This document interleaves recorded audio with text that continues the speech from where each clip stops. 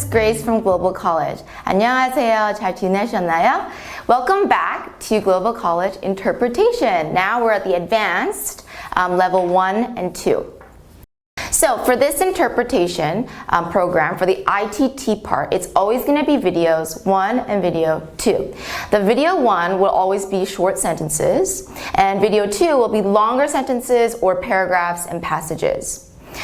Before we get into the first question here, what I want to tell you guys is how I'm going to do it. We're going to listen to the recording, and then I'm going to explain a little bit about what was said. I'll give you some tips, maybe explain some of the words, tell you some of the vocabulary, and then we're going to play it again, and I want you to try to interpret it, right? I just gave you the answer, so you should be able to do it. Do it very loudly, check your pronunciation, okay? Don't be shy, it's anyway online, so get in a room, close the door, just say it loud, make sure, maybe record yourself. Then you can check your own pronunciation and compare it to mine. Okay, so let's get started with number 1. Korean to English sentences. 1. 어쩌지요? 오전 내내 바쁩니다. Okay, this is actually not that difficult of a sentence, right? 바쁩니다, busy, 내내 바쁩니다, always busy. But what I really want to bring your attention to is that first part. 어쩌지요? What does this mean in English? It means nothing. What does it mean in Korean? It means nothing, right? It's just something that you say. It's like in English when we say, oh, it's a very beautiful day, right? Just like that. So in English, we wouldn't translate this. However, what am I telling them? I'm giving this person probably some news that they don't want to hear, right? So when you're about to deliver some news that maybe the other person doesn't want to hear, we start with these phrases. I'm afraid, and then you go back to subject verb, or you say, I'm sorry to say, subject verb.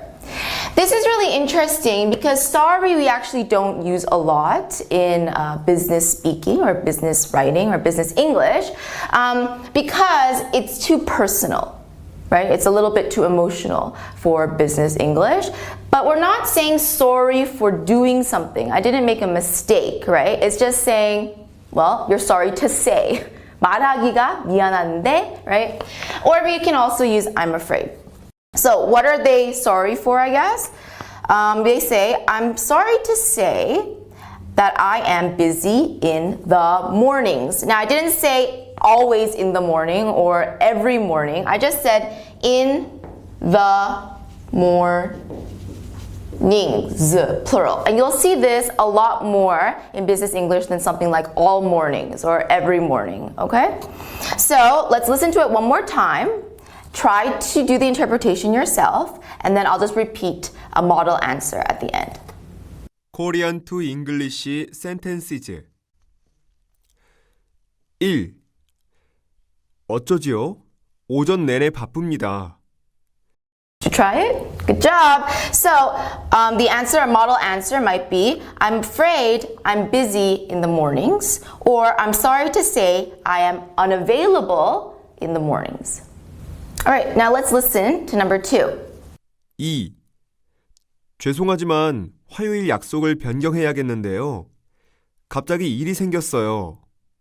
Okay, so this one is kind of similar to the first one, right? We're delivering bad news. So right away you should think, I'm afraid or I'm sorry to say. That should be automatic, okay? Now, what are you afraid or what are you sorry to say? What is the main thing you want to say here? Because here, there's actually 2 things.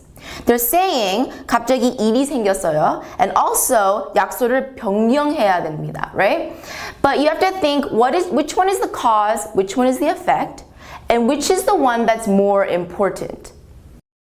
The change, right? Rescheduling the meeting or changing the meeting, okay? So that one should be at the very end, okay? Because you want to leave the person listening to it with that final statement, okay? And you want to give sort of the bad news first. The bad news to that person is what? 무슨 일이 생긴 거, okay? So you would say something like, I'm afraid due to a situation suddenly happening, right? 갑자기 생겨서 suddenly happening.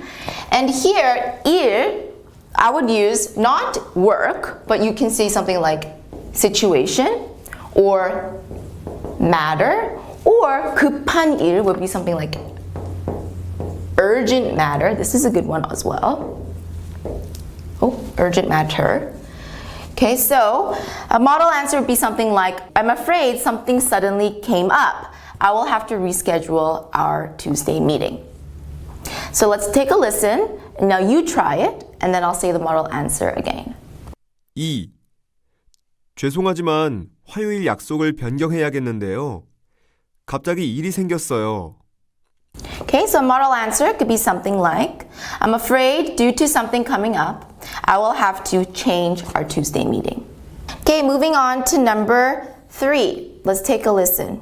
3. 파커 씨와의 약속을 확인하려고 전화드렸습니다. Okay, now what is the main verb here? 전화드렸습니다, right? They called. So why are they calling? 확인하기 위해서, right? 뭐를 하기 위해서. Remember, it's never going to be for verb. Okay? Never. I always see for verb ing. Whenever it's something 뭐를 하기 위해서, it always has to be the infinitive. To verb. Okay? Now here they said they want to 확인, confirm. Not check, confirm. 확인, 있는 거를 다시 확인한다. Right? So they're saying, I'm calling or I called to confirm 뭐를 확인하는 거야? 약속. What's 약속 in English? Well, I get a lot of different words. Sometimes students will say appointment. Okay, sometimes they say promise. But in this case, in this business English case, I think the correct word would be meeting. If you guys listened or took the translation program, I did do a little bit of explanation about all the different types of 약속, but I'll just do a quick one here. Appointment is when you're always receiving a service, right? So when you go to a doctor's office, doctor's appointment, dentist appointment. So you're paying for a service that this person is going to give you, that they're licensed to do, they're certified to do. Promise, now this, you can't really schedule it in a Google Calendar or on your calendar, okay? A promise, I think, is more of a 말 약속, all right? It comes from the heart, it's emotional. It's between, you and somebody else about something personal. So automatically, it's obviously not going to be this one, especially in business English. Now, meeting is the most common, right? This is the one when people get together in a business setting to discuss, to negotiate, right? Come up with new ideas, etc., etc. So I would use this one. So we're saying, I called to confirm my meeting with who? Mr. Parker. So you try to do it yourself. Let's take a listen. 3. 파커 씨와의 약속을 확인하려고 전화드렸습니다. I called to confirm my meeting with Mr. Parker. That one should have been easy. Okay, so let's move on to number 4. Okay, let's listen first. 4.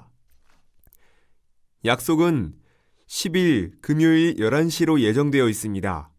Alright, so listen for the verb. The verb was what? 예정되어 있습니다. What? 약속. Again, we're talking about 약속. Okay, 예정되어 있습니다. Some students will say what? Predict. But predict here would not be correct, right? It's not a guess, all right? It means it's actually scheduled or it's set up. What is the 약속? The meeting is scheduled when? For Tuesday the 10th at 11 a.m. Now this one, when we talk about time, we can use at 11 a.m. or we could say at 11 in the morning. But we never use the two together, okay? Not at 11 a.m. in the morning. And in business English, we rarely use the words o'clock. It's just 11, just the number and then the time of the day, whether you write it like this or like that. So another way we could say it is, the meeting is set for Tuesday the 10th in the morning at 11. Okay, so let's try it. You try it. We'll play it one more time. 4. 약속은 10일 금요일 11시로 예정되어 있습니다. So another model answer could be, the meeting is scheduled for Tuesday the 10th at 11 a.m. or in the morning at 11. All right, number 5. 5.